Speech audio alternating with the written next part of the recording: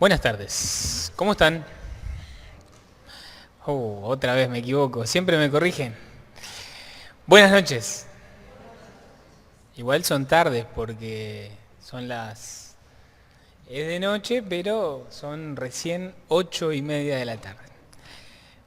Vengo de un inicio de desacierto desde que toqué la entrada.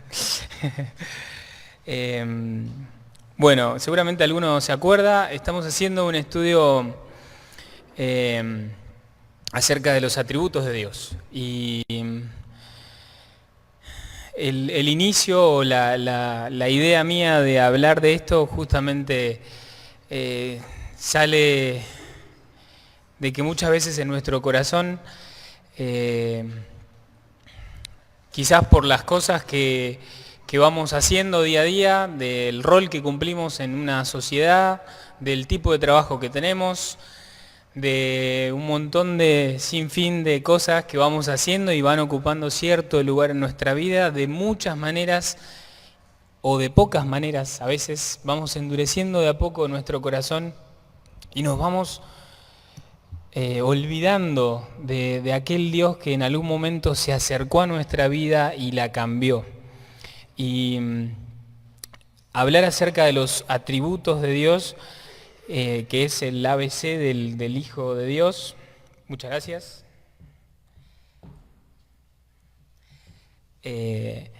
Hace que justamente nosotros volvamos a ese ABC y digamos, quiero volver a sentir lo mismo que sentía el momento de mi conversión, el momento cuando el Señor cambió mi vida, esa necesidad de hablarle a otros del Señor, esa necesidad de evitar discusiones, de evitar pelear, de evitar tener un corazón duro muchas veces a lo que el Señor quiere mostrarnos en su palabra. Es con eso en mente que cada uno de estos mensajes que hablan acerca de los atributos de Dios, hoy vamos a ver la segunda parte de la santidad de Dios. Ojalá que cada uno de nosotros pueda pensar en esto y ver en nuestra vida en qué punto quizás nos hemos alejado, aunque sea una centésima, aunque sea un 20 centímetros, 20 milímetros de aquello que de muchas maneras el Señor ha querido decirnos y quiere decirnos cada día exactamente lo mismo que nos dijo aquel día cuando nos convertimos. Así que vamos a orar antes de buscar Isaías capítulo 6. ¿Oramos?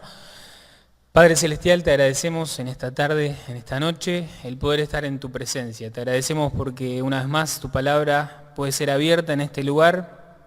Te agradecemos porque sabemos que cada uno de nosotros somos hombres y mujeres con fallas, pecadores, pero con un corazón que anhela, que desea ser transformado por tu palabra. Oramos para que cada una de las cosas que vemos, no solamente en esta reunión, sino a lo largo de las reuniones, del domingo, del sábado, de reuniones de enseñanza, escuela bíblica, que pueda ser tu palabra la que siga transformando nuestro corazón y que siga ablandando nuestro corazón para poder ser fieles en este tiempo que vivimos. Te agradecemos por esta tarde, te agradecemos por tu palabra y te pedimos, Señor, tu bendición en lo que vamos a compartir. Oramos en el nombre del Señor Jesús. Amén. Bien, habíamos hablado, seguramente se acuerdan, entendimos que Dios se había revelado al hombre y que nosotros no seguimos nuestras propias ideas. Vimos que Dios se dio a conocer en tres cosas: en la creación, en su palabra y en el Señor Jesucristo. También vimos que conocemos a Dios por fe. Todos van a saber de memoria Hebreos capítulo 11, versículo 6. Sin fe es imposible agradar a Dios. Vivimos en un tiempo donde muchas cosas intentan desplazar a Dios de ese lugar. También vimos, vamos a ir medio rápido haciendo el repaso, entendimos algo muy clave, que Dios actúa o ha actuado desde el inicio hasta ahora como Él es. ¿Y cómo es Él? Isaías 46:9, no es la canción, ¿no? Es simplemente una frase. Isaías 46:9 dice, yo soy Dios y no hay otro, nada hay semejante a mí. Dios no cambia, Dios no se adapta, no reacciona como nosotros. Todo lo que Él hace fluye de su propia naturaleza y su naturaleza es amar y querer estar cercano a cada uno de nosotros.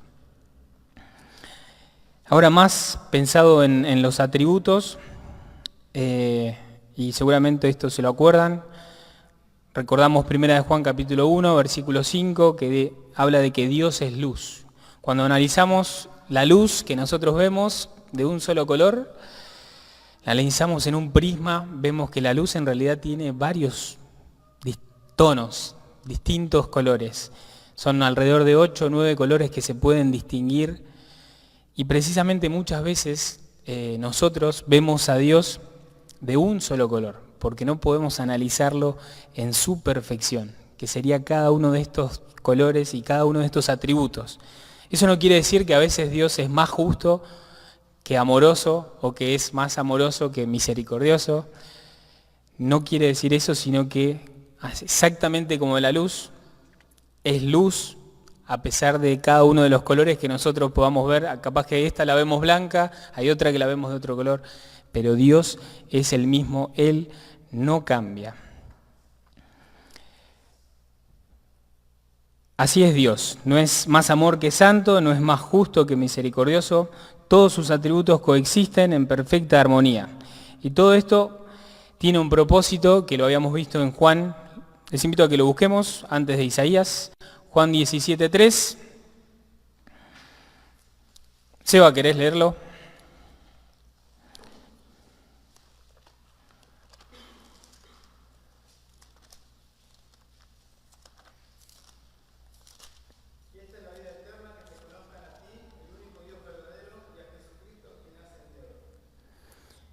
Muchas gracias. Y esta es la vida eterna, que te conozcan a ti, el único Dios verdadero, y a Jesucristo a quien has enviado. Creo que lo que había dicho la última vez era, qué lindo sería que nosotros pudiéramos ver que estamos viviendo la vida eterna porque cada día le conocemos a Dios un poquito más. Pensar en esto realmente nos hace ver que muchas veces, no en todo el tiempo que tenemos, no en las 24 horas, intentamos leer, intentamos comunicarnos con Dios. Y eso es algo que, si soy hijo de Dios, tengo que preguntarme cuánta es mi comunicación con Dios, cuánto Dios sabe de mí y de lo que me pasa. Y cuando vamos entendiendo, vamos pensando que muchas veces soy yo mismo quien se quiere alejar de Dios.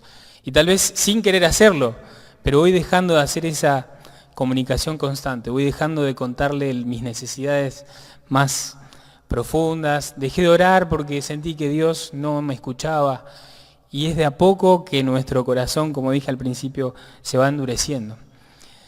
Pero hablar acerca de la santidad de Dios, y sigo, hace que justamente nuestro corazón se sienta que solo no puede. Y la idea es pararnos frente a la santidad de Dios y ver que Dios es extremadamente diferente a nosotros. Vimos acerca de la santidad que en Isaías capítulo 6, ahora sí, Isaías capítulo 6, lo vamos a leer.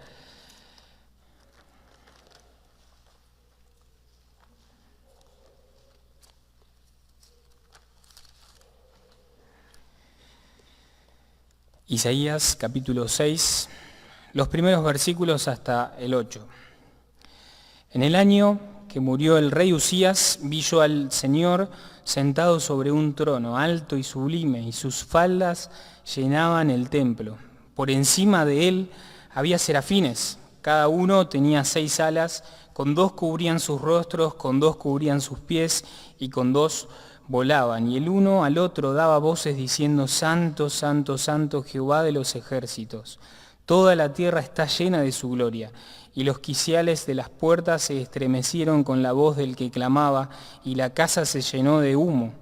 Entonces dije, ay de mí, que soy muerto, porque siendo hombre inmundo de labios y habitando en medio de pueblo que tiene labios inmundos, han visto mis ojos al Rey, Jehová de los ejércitos. Y voló hacia mí uno de los serafines, teniendo en su mano un carbón encendido y tomado del altar con unas tenazas. Y tocando con él mi boca, dijo, he aquí que esto tocó tus labios, y es quitada tu culpa, y limpio tu pecado. Después oí la voz del Señor, último texto, que decía, ¿a quién enviaré? ¿Y quién irá por nosotros? Entonces respondí yo, heme aquí, envíame a mí. En este pasaje, que dijimos que no lo íbamos a analizar el significado de cada una de las cosas y de lo que aparece en este versículo, simplemente vamos a analizar la actitud que tuvo Isaías en cuanto a ver el ángel. Y eso fue lo último que vimos. Vimos acerca, déjenme repetirlo para aquellos que no estuvieron, hablamos acerca de la centralidad de la santidad. Vimos que esa santidad no es un atributo más.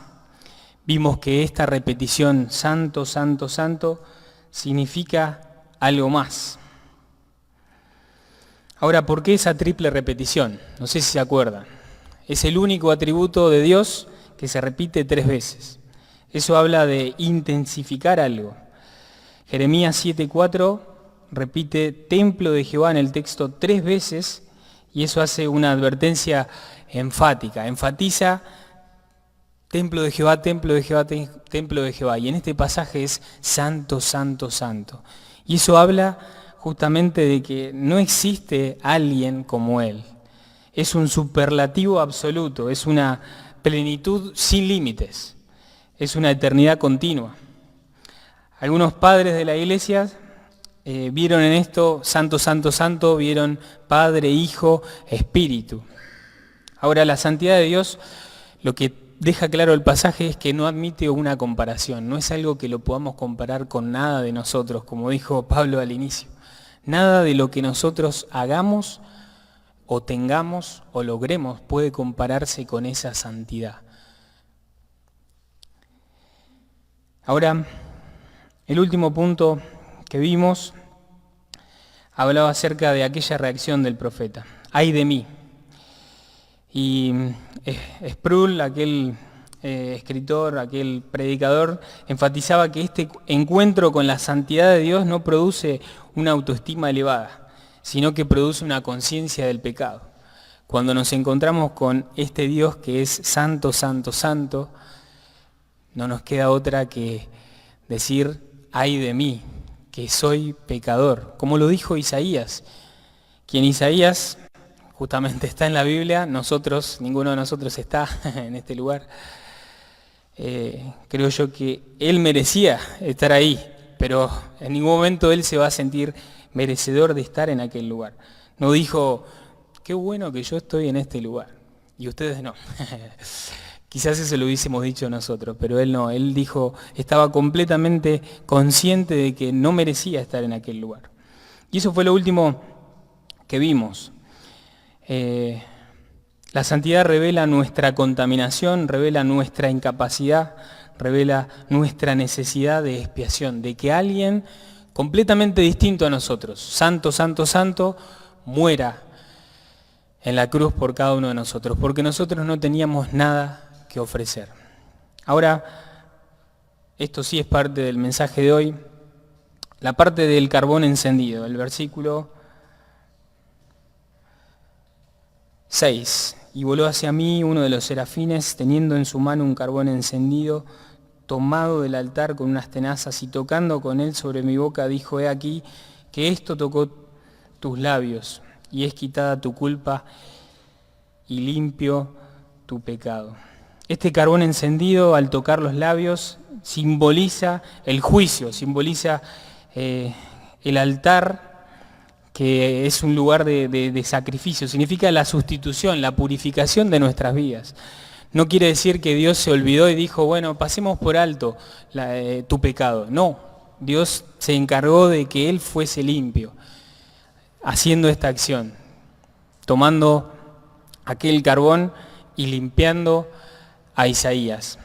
Él de ninguna manera iba a dejar que Él estuviera en pecado delante de Él. Así es la santidad de Dios. Él no permite que el pecado esté delante de Él. Spurgeon decía, Dios no perdona el pecado ignorándolo, sino castigándolo en el Señor Jesucristo. La santidad exige una justicia, y eso lo vimos cuando hablamos acerca de la ira de Dios. Y el amor de Dios, el amor que Dios tiene, provee un sustituto, y ese sustituto es el Señor Jesús. El siguiente punto habla de la santidad como fundamento de la ira divina, y esto lo vimos. Es la reacción santa de su naturaleza contra el pecado. Vamos a buscar Romanos capítulo 1, versículo 18.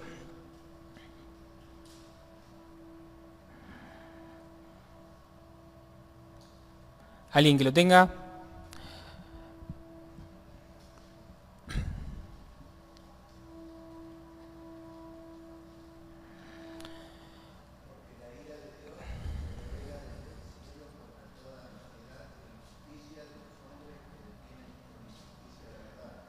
Muchas gracias, Tole. La ira de Dios se revela desde el cielo contra toda impiedad. La ira fluye de la santidad, podríamos decir, ¿no? Un Dios que no reacciona ante el mal no sería un Dios santo. Un Dios que dejara pasar el pecado no sería un Dios santo. Entonces tiene que actuar con ira cuando el pecado existe. Ahora, tenemos que decir que la santidad garantiza la inmutabilidad de Dios. La santidad garantiza la fidelidad divina. La santidad fundamenta el temor reverente. ¿Temor de quiénes? Temor nuestro hacia Él. Él quiere que cada uno de nosotros seamos santos como Él es santo. La santidad da coherencia a toda la redención. Por eso es que es tan importante que cada uno de nosotros entienda y repase que Dios es santo y que por eso tengo que en mi vida procurar esa santidad. Más adelante lo vamos a ver. Lo que viene a nuestra mente cuando pensamos en Dios es lo más importante acerca de nosotros. ¿Qué es lo que estás pensando en este momento acerca de Dios? ¿O qué es lo que pensás de Dios cuando te levantás en la mañana? Hay veces que nos levantamos pensando en todos los problemas que tenemos. Esta semana con Quime fue bastante difícil. Hicimos una mudanza, yo tenía algunos problemas en el trabajo. Después todos nos enteramos de algo tremendo en Cipolletti, un incendio, y son cosas que de alguna manera preocupan nuestro corazón. Y decimos, mirá, y generan cierta incertidumbre. Y hablamos acerca de esto con las personas, pero como dice acá, como lo que acabo de decir, ¿cuál es nuestro pensamiento acerca de Dios todos los días? ¿Quién es Él para mí? Tanto a veces nos cuesta pensar quién es Él. A veces es más importante qué es lo que pasa en toda nuestra vida que ponerlo en primer lugar en todas las cosas. Es más importante lo que pasó en Cipolletti, es más importante muchas cosas. Aprender sobre la santidad de Dios o recordar sobre la santidad de Dios significa que a mí me interesa, que lo que Dios hizo por mí me interesa, que aquella expiación que Él hizo por mí es importante para mí.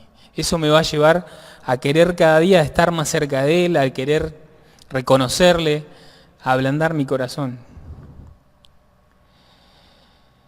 Ahora, repito lo que dije hace un ratito, lo que viene a nuestra mente cuando pensamos en Dios es lo más importante acerca de nosotros. Ojalá fuera aquello que viene de parte de Él.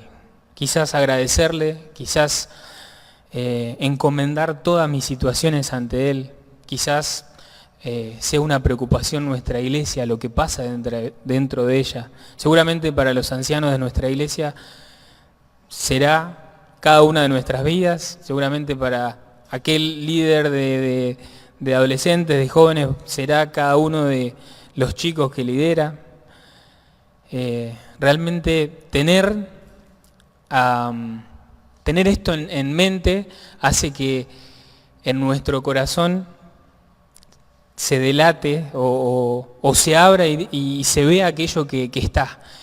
Y muchas veces, y lo digo por experiencia, uno trata de ocultar aquello que siente o que quiere hacer.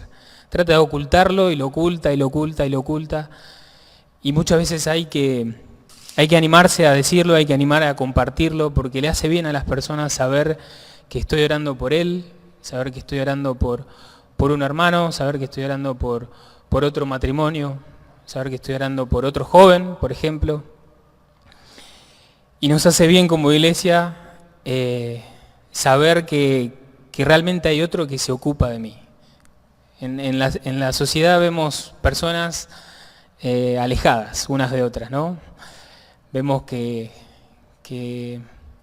de muchas maneras Satanás va metiendo cosas en el corazón del hombre y eso va haciendo que la persona se aleje y sienta que está sola.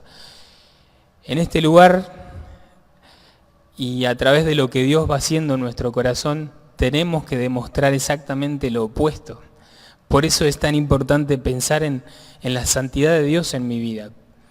Pienso en la santidad de Dios, pienso en cómo debería ser mi vida después de encontrarme con un Dios como se encontró Isaías, que dijo, ¡ay de mí! Ahora, los últimos 2 puntos hablan de 5 implicaciones para la vida cristiana, acerca de cómo debería impactar la santidad de Dios en nosotros. En primer lugar, nos llama a una adoración centrada en la gloria de Dios. Nos saca a nosotros mismos fuera del eje y dice, mira, si querés centrarte o pensar en la santidad de Dios, tenés que sacarte vos de ese lugar. Y ahí muchas veces nosotros en muchas decisiones nos ponemos en primer lugar. Importa primero lo que yo quiero antes que lo que dice Dios acerca de mí. No es lo que dice el líder o lo que dice el anciano o lo que dice alguien importante. No, es yo solo en mi casa y lo que yo quiero y lo que hay en mi corazón. Muchas veces hay orgullo, muchas veces hay cosas por cambiar. Entonces, pensar en la santidad de Dios nos llama a una adoración centrada no en nosotros, sino en darle la gloria a Él con absolutamente toda mi vida. En segundo lugar, nos lleva a yo escribí teología del arrepentimiento constante. Pensar en la santidad de Dios hace que realmente tengamos temor de quién es Él. Y eso nos lleve a decir, jugar con Dios de ninguna manera me conviene. Pero eso sería hacerlo con miedo y no es la idea hacerlo con miedo. Lo ideal sería que cada uno de nosotros al arrepentirse y al intentar transformar nuestra vida pueda reconocer y pueda tener un arrepentimiento constante y decir, hoy fallé en esto, bueno, quizás mañana puedo mejorarlo, quizás a fin de año pueda decir del inicio de año cuando empecé, este año mejoré en esto, quizás no fui el mejor, pero mejoré en esto, me acerqué más a Dios, vine más a las reuniones, quise participar en este lugar, o me desarrollé en este lugar, o leí un libro de la Biblia completo, cosa que antes no hacía. Seguramente entienden cada una de estas comparaciones, pero sería bueno que nosotros pensemos en que su santidad nos lleva a eso de querer arrepentirnos constantemente, sin decir que alguien venga y me diga, vos te tenés que arrepentir. No, lo hago porque a mí me interesa, lo hago porque un día me encontré con Él. Me encontré con Dios y entendí que Él era demasiado santo, que Él era por demás santo. y que yo necesitaba de su santidad para mi vida. Punto 3. Conocer su santidad o hablar de su santidad nos libra de predicar un evangelio superficial. Muchas veces escuchamos, bueno, sí, yo creo en Dios, pero hago esto porque... y vivo una vida cristiana liviana, sin mirar en la Escritura todo lo que dice Dios que debo cambiar. Y hay muchas cosas que cambiar y nadie, en ningún lado en la Escritura está que vamos a hacer, que va a ser fácil justamente la vida cristiana. Pero tenemos que pensar en que el evangelio que nosotros predicamos no es superficial. Y eso, vivirlo con cada una de nuestras vidas. En cuarto lugar, nos impulsa a una santificación progresiva. Es exactamente como el punto 2. Yo busco la santidad. Como Él es santo, quiero esa santidad. Fallo, en el medio intento con todas mis fuerzas, pero quiero realmente en mi vida, o al menos en este lapso de tiempo que estoy viviendo en este mundo, busco la santidad en mi vida, estoy buscando la santidad en mi vida. Último punto de las 5 implicaciones para nuestra vida cristiana, nos conduce inevitablemente a Cristo como la única esperanza. Esto habla un poco de lo que compartimos recién en el pasaje. Nos hace que nos centremos en que solamente en Cristo puedo tener santidad. Solamente en Cristo hay un antes y un después en nuestra vida. Pero yo quisiera que este mensaje termine con la última parte, porque el versículo 8, vamos a leerlo otra vez. Después dice, oí la voz del Señor, que decía, ¿a quién enviaré? ¿Y quién irá por nosotros? Entonces respondí yo, heme aquí, envíame a mí. Este pasaje lo hemos leído un montón de veces y siempre, yo lo he escuchado en varias conferencias, cuando preguntan, ¿querés realmente ser usado por el Señor? ¿Querés realmente esto para tu vida? Y como que de nosotros sale una voz interna diciendo, sí, envíame a mí, yo quiero ir. Y lo he escuchado una vez con Kim estábamos en Palabra de Vida, en una actividad, y a todos nos hicieron poner de pie, y aunque a muchos no queríamos, ahí teníamos miedo de decir esto, ese momento nos impulsaba a decir, sí, realmente necesito o quiero realmente que vos me envíes a mí, que Dios me envíe a mí. No por ser especial, no por tener algo diferente, sino porque después de ver quién es Él en su santidad y la cercanía que quiere tener conmigo, es algo que debería asombrar a nuestro corazón. Y yo creo que esto es lo que tiene que tocar nuestro corazón cada día. Vernos a nosotros mismos y decir, yo no tengo nada que ofrecerle a Dios. Y sin embargo Él se ocupó de mí. Sin embargo Él me vio.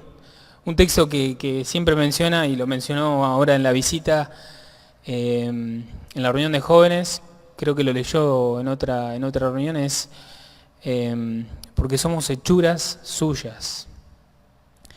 La cita, ¿alguien se acuerda? Efesios 2:10, porque somos hechuras suyas. Y Él cuando habla de hechuras, ustedes lo pueden buscar después, hechuras somos poema, decía en la reunión. Y qué lindo es saber de nosotros que somos poemas de Dios. Y eso realmente nos hace pensar en quiénes éramos y en quién quiere Él, o en quién pensó Él que nosotros podríamos convertirnos. Y creo que eso nos lleva a nosotros a querer repetir cada uno de los puntos que vimos anteriormente. A querer darle toda la gloria, a querer arrepentirme constantemente cada vez que me equivoco, a no predicar un evangelio superficial, sino a querer predicar a Cristo porque Él cambió realmente mi vida. Nos impulsa a querer tener una santificación progresiva. Este año mejoré en esto, bueno, el año que viene puedo mejorar mucho más. Pero por sobre todas las cosas nos hace, como dije en el último punto, inevitablemente ver a Cristo como mi única salida, mi única esperanza, mi único camino, mi todo en la vida. Y ojalá que cada uno de nosotros pueda sentir esto a la hora de hablar de la santidad de Dios. Cada vez que recuerden, bueno, la santidad de Dios, ¿qué es? Debería ser todo en nuestra vida. Porque Él, siendo tan santo, se ocupó de mí y me hizo su poema.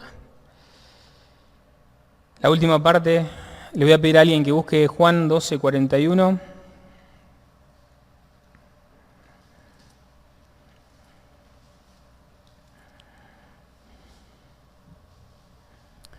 El que lo tiene, que lo lea nomás.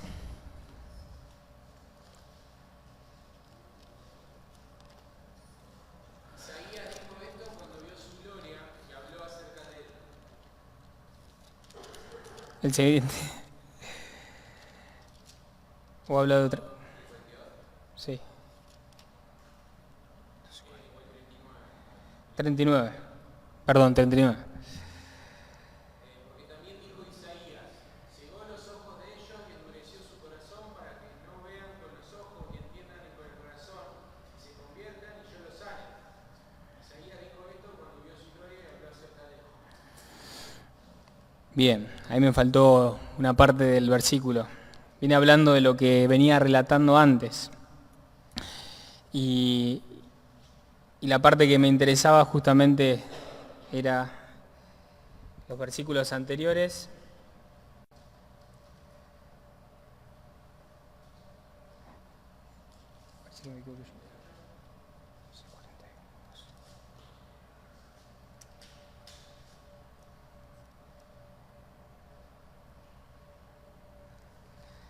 Vamos a leer desde el 35, dice: entonces Jesús les dijo, aún por poco está la luz entre vosotros, andad entre tanto que tenéis luz, para que no os sorprendan las tinieblas, porque el que anda en tinieblas no sabe a dónde va. Entre tanto que tenéis la luz, creed en la luz, para que seáis hijos de luz. Estas cosas habló Jesús y se fue y se ocultó de ellos, pero a pesar de que había hecho tantas señales delante de ellos, no creían en él, para que se cumpliese la palabra del profeta Isaías, que dijo: Señor, ¿quién ha creído a nuestro anuncio? ¿Y a quién se ha revelado el brazo del Señor? Por esto no podían creer, porque también dijo Isaías, cegó los ojos de ellos y endureció su corazón, para que no vean con los ojos y entiendan con el corazón, y se conviertan y yo los sane. Isaías dijo esto cuando vio su gloria y habló acerca de él. Ojalá que al leer este pasaje no nos pase como al pueblo de Israel, que sus ojos fueron cegados, que su corazón fue endurecido. Por el contrario, que pase que nuestro corazón se ablande para con el Señor, y que al ver su santidad, que al ver quién es Él y qué es lo que ha querido desde el inicio, que nuestra vida realmente diga, como dice el pasaje de Isaías: heme aquí y envíame a mí, aquí estoy. Tal vez no veamos el lugar donde el Señor quiere ponernos, porque eso es quizá lo más difícil. Saber que estamos en el lugar correcto es difícil de verlo mientras estamos en proceso, mientras somos transformados. Es muy difícil. Pero el Señor tiene un lugar para cada uno de nosotros, y el Señor pensó en un propósito para tu vida. Y realmente eso es lo que tiene que hacer un eco profundo en cada uno de nuestros corazones. Y al pensar en Él, saco lo que me dice el mundo, que nadie me quiere y que no hay un propósito y que no puedo continuar con mi vida. No, Dios dice exactamente lo opuesto y quiere que cada uno de nosotros le reconozcamos y le veamos a Él como lo que Él es. Él es un Dios santo, santo, santo, pero también Él es un Dios amoroso que expió nuestros pecados a través del Señor Jesús. Y eso es lo que cada uno de nosotros tiene que recordar al pensar en la santidad de Dios. El mismo Cristo que murió en la cruz es el Señor santo del trono. La visión de Isaías no termina en condenación, sino termina en una comisión. ¿A quién enviaré? Solo aquel hombre que ha sido quebrantado por la santidad y restaurado por la gracia puede ser aquel enviado.